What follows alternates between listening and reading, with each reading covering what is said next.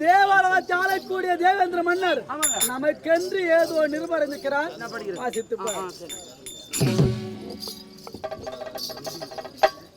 படிக்கட்டுமா? படி கவுக்குறீங்களா? நேத்து கவுக்குறீங்களா? இல்ல கேக்குறீங்களா?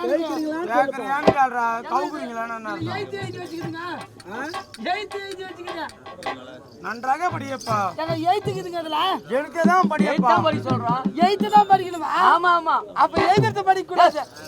எழுதிக்கு தான் படிக்க சொல்றோம். சரி படிக்கிற கேளுங்க. எங்க பண்ணிட்டுங்களா? மகாராஜா ராஜஸ்ரீ மண்டல பிராஸ்ரீ அவன் பொண்டாட்டி கர்ப்பஸ்ரீ தூக்குடா ஜனல் ஆஸ்பத்திரி. இல்ல யாரு பொண்டாட்டி கர்ப்பஸ்ரீ தூக்குடா ஜனல் ஆஸ்பத்திரியா? நான் பொண்டாட்டி கர்ப்பமா இருக்க மாட்டேல. இல்ல யாரு பொண்டாட்டின்னு சொல்றேன். யாரு பொண்டாட்டி? தேவேந்திர மன்னர் இப்படிப்பட்ட நிருபமா இருந்திருப்பார் ஐயா. எத்தனை வந்து ஊம் பொண்டாட்டியா? இல்ல படிக்கிற ஊம் பொண்டாட்டியா? ஒரு பொண்ணு ஓடி தான் நம்ம டெலிவரா வாசித்து ரைட்டு படிக்கிட்டுங்களா?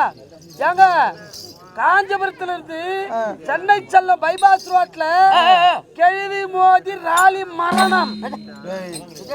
காஞ்சிபுரத்துல இருந்து சென்னை பைபாஸ் ரோட்ல கேள்வி மோதி ராலி மரணம்.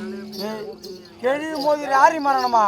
அப்ப அந்த கேள்வி எவ்வளவு பெருசா இருப்பா? அது எவ்வளவு பெருசா இருக்கும்? ஏங்க இதோ பாருங்க காஞ்சி மரத்துல ஹோட்டல்ல இட்லி மோதி சட்னி மரணம். ஊரிக்காரங்க ஆறுதல் கூறியது இதை படிப்பவர்களுக்கு 3 எண்ணெய் தேய்ச்சி தலைக்கு ஊத்தி 135 ரூபாய் கையில் கொடுக்கும்படி கேட்டுக்கொள்கிறேன். வேண்டாம், இத படிப்பவருக்கு 135 ரூபாய் கையில கொடுக்கணும்ன்ற.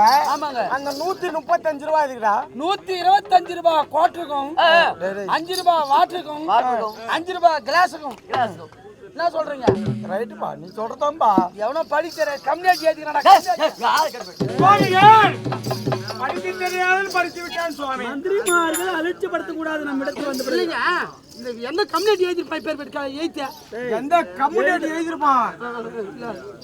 என்ன ஏன் சொல்றீங்க? இல்ல சொல்றேன்.